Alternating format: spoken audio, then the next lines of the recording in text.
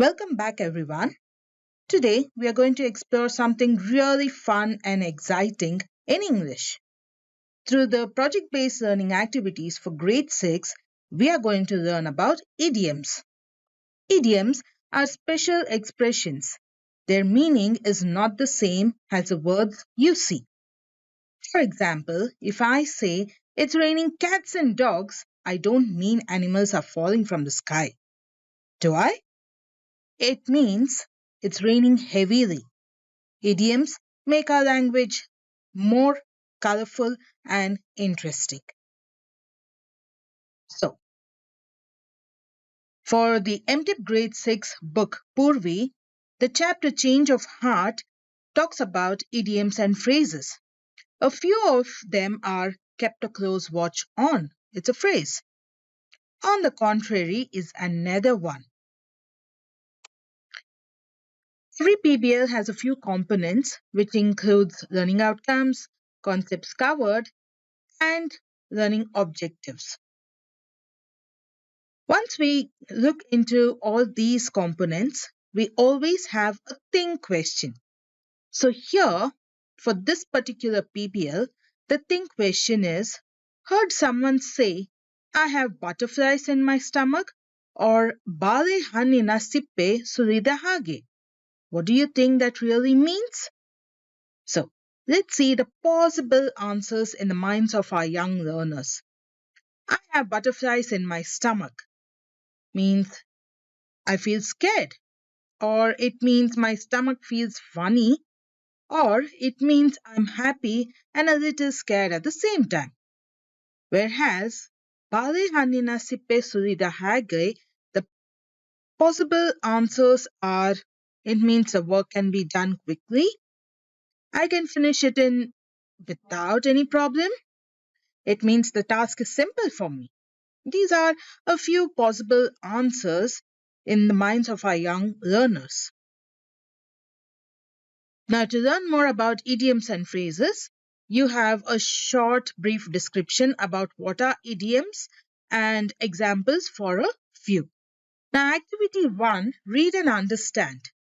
There are a few idioms and let's see how we can use them. Let's begin by looking at some idioms and their meanings. For example, I am feeling under the weather means I'm feeling sick.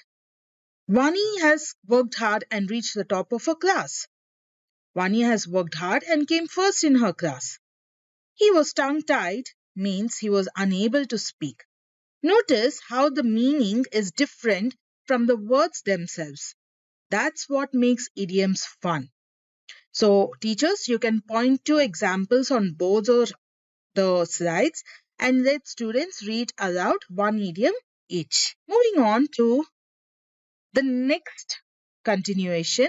Here you have to match once they have gone through the idioms and they have noticed how the meaning is different from the other words. They can match the idioms with their meanings. Meaning, first idiom says break the ice. So the students might say that to reveal a secret. Yes. So like this, the students can go ahead and match the idioms with their meanings. Activity 2, pick an idiom from the following list, act it out silently and let the classmates guess the idiom within 1 or 2 minutes. Okay, so it's a very quick game. So the students can pick an idiom from the list given. For example, on cloud 9. Okay, so the students can enact silently and the rest of the class will guess which idiom it is. Okay, so you can always remind the students saying that no speaking, only actions.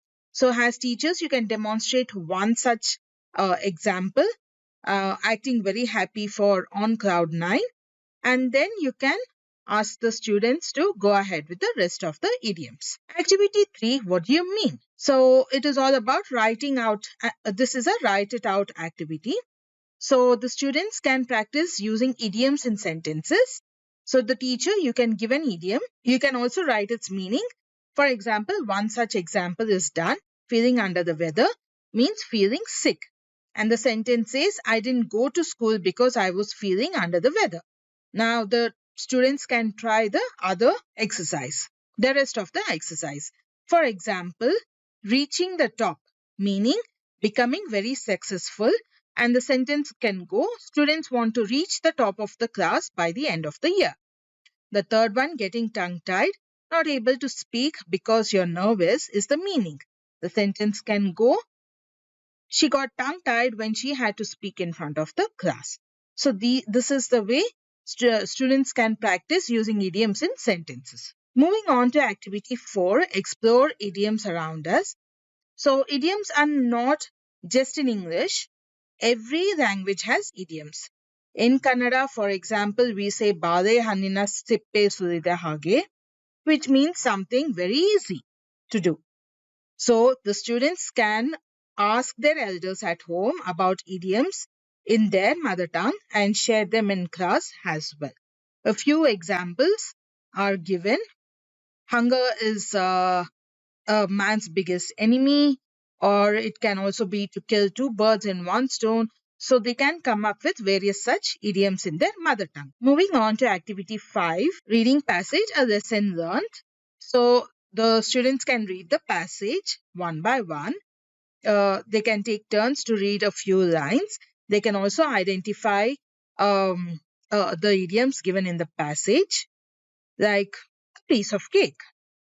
Yes, or stay up late. After that, there are a few questions which follows with options. They can tick the correct options by referring to the passage. And then activity 6, a few pictures are given and they have to write story using the idioms that they see. Okay, so here a few pictures are given and there are idioms like in over my head, think outside the box, the end of the world, give it my best shot, or take it one step at a time. So students can use the pictures and the idioms given and they will continue finishing the rest of the story. Moving on to creative space. So in the creative space, it says you have to draw your understanding of any one idiom and then share your thoughts. So these are a few samples for creative space. Think outside the box or take one step at a time. So these are a few ideas or samples that the students can draw about their understanding of any one of the idioms. So as we all know, teachers can remind the students that today that idioms they have learned about idioms which makes the language richer, funnier and more expressive. And idioms don't mean what they say, they have a hidden meaning. So in the creative space they will draw their understanding of any one of their idioms. Okay, and every PBL has a self-assessment, has a set of 10 self-assessment questions which the students will answer towards the end of every PBL.